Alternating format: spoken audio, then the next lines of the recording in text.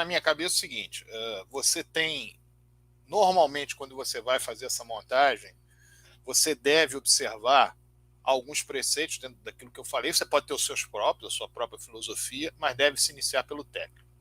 Está confuso, não foi iniciado pelo técnico, nós já batemos nessa tecla aqui, e nós tivemos a primeira contratação, tudo bem, vamos ver para que vem o atleta. O atleta vem para compor, o atleta vem para...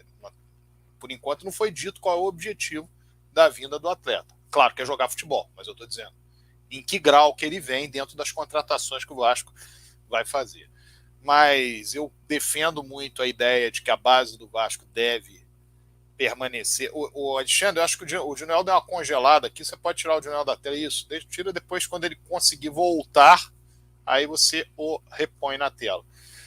Eu acredito que jogadores da base do Vasco podem render muito ano que vem, alguns jogadores, o Andrei, indubitavelmente, o Marlon, um atleta que pode vir a render mais, o Figueiredo, podemos ver se ele vai evoluir, ele é um atleta que foi muito bem nessa parte final agora de Série B, ele está muito ligado à subida do Vasco. Houve um burburinho de que o Gabriel Peck poderia ter uma proposta para jogar em Portugal, enfim, isso não está muito claro, e evidentemente que o Vasco tem outros atletas aí que estão chegando. Esse Ryan, por exemplo, o Ryan, não é esse, né? Parece que tem. O Ryan é um jogador, de fato, de outra linha, um jogador de. Pode vir a ser no futebol um extra sério, ou seja, um craque de bola, porque ele faz realmente tudo que é possível fazer para um garoto da idade dele, que fez 16 anos agora. O Vasco foi campeão semana passada, vencendo o Flamengo, e ele, mais uma vez, brilhou. Então é um atleta que provavelmente 2023, 2024, atleta que já vai estar dentro do elenco, jogando uma partida ou outra, e tem muito futuro. Agora, dos atletas que vieram para esse ano, aí tem que se fazer uma avaliação. Por exemplo, o Yuri Lara, eu entendo que é um atleta que deve ficar. Houve a renovação do Anderson Conceição. Não sei se havia um termo que dissesse que tinha que ter a renovação. O Thiago é um goleiro para ficar? Pode ficar, mas ele vai ser o goleiro do Vasco, vai ser o goleiro principal do time do Vasco, ou vai ser um suplente, ou vai brigar por posição. Tudo isso nós precisamos verificar nesse período agora. São 2 meses para se montar um time. É uma situação, é a melhor situação do mundo para quem está montando o time. São 2 meses para montar, com verba carimbada para poder gastar e com o mínimo de planejamento para fazer, como você pode trazer um treinador e esse treinador ter inúmeras conversas, reuniões para chegar e dizer aquilo que ele pretende para a temporada do ano que vem. Então, não há um cenário melhor. Nós estamos no dia 14 de novembro, também em função da Copa do Mundo, os campeonatos terminaram mais cedo, então isso dá mais tempo ainda para que se trabalhe, para que se tenha um belo elenco. Agora, é claro que o Vasco tem esse tempo e os outros clubes do Brasil também terão esse tempo.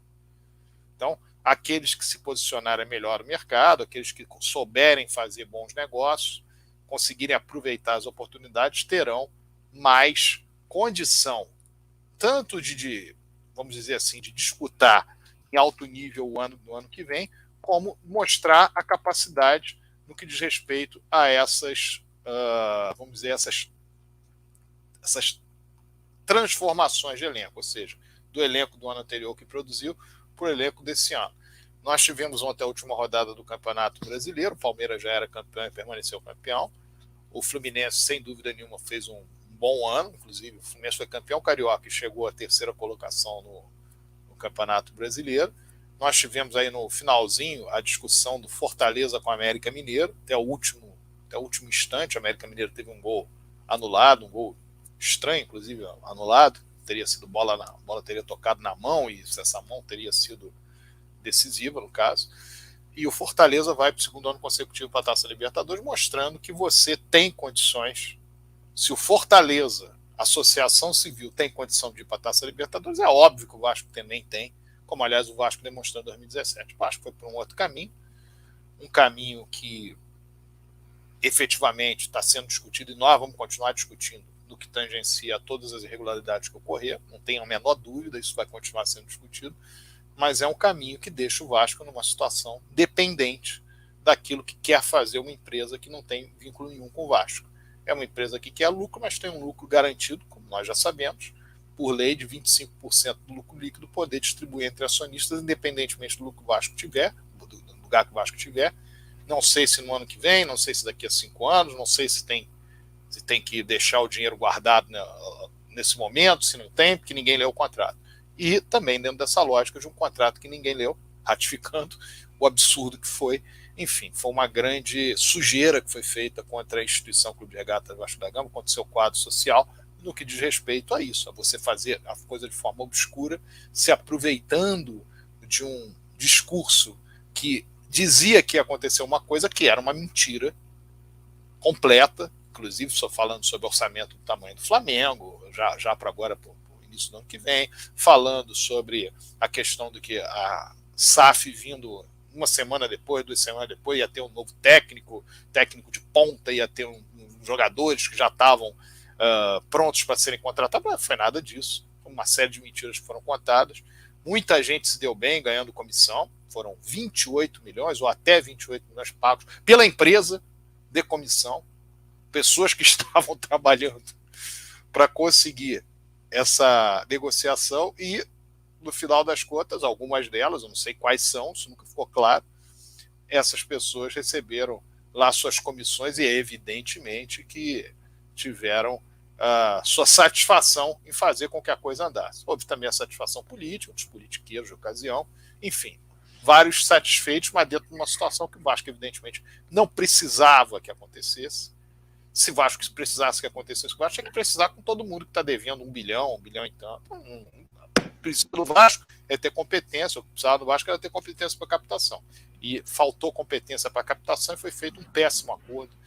Um acordo em que você não teve a sua dívida paga, você não teve a resolução dos seus problemas e a associação ficou totalmente enfraquecida. Não há cláusula de saída até onde se sabe, não há uma condição de recompra, porque a associação civil fica fragilizada para recompra, e não houve nenhum tipo de preocupação com transparência, diferentemente do que aconteceu meses depois com o Bahia, foi visto e foi dito aos 4 cantos, o que é uma situação completamente diferente. Não acho que é sensacional o que o Bahia está fazendo, mas é um clube que não tem a mesma projeção que o Vasco e teve a garantia do pagamento de sua dívida.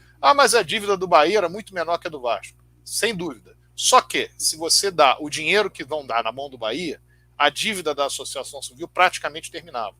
Porque você tendo dinheiro na mão para fazer pagamento de dívida, você pega uma dívida que é de 600, com dinheiro na mão, ou de 700, você com dinheiro na mão, com 300, você paga praticamente tudo. Deixa lá uma coisa a longo prazo, por exemplo, com relação ao Profut, alguma coisa assim, deixa alguma coisa para longo prazo, mas a maioria você paga de uma vez, liquida de uma vez. A preocupação não foi essa, a preocupação foi fechar logo o negócio, fazer tudo de forma trabalhada, daí as irregularidades, nós estamos discutindo via Poder Judiciário, e com um pensamento político de alguns, de grana, dos que iam receber a comissão, receberam comissão, e algo que não tangenciava uma discussão, um debate que seria o normal dentro de uma ligação das pessoas com o Clube de Regatas Vasco da Gama. Infelizmente, isso não foi feito.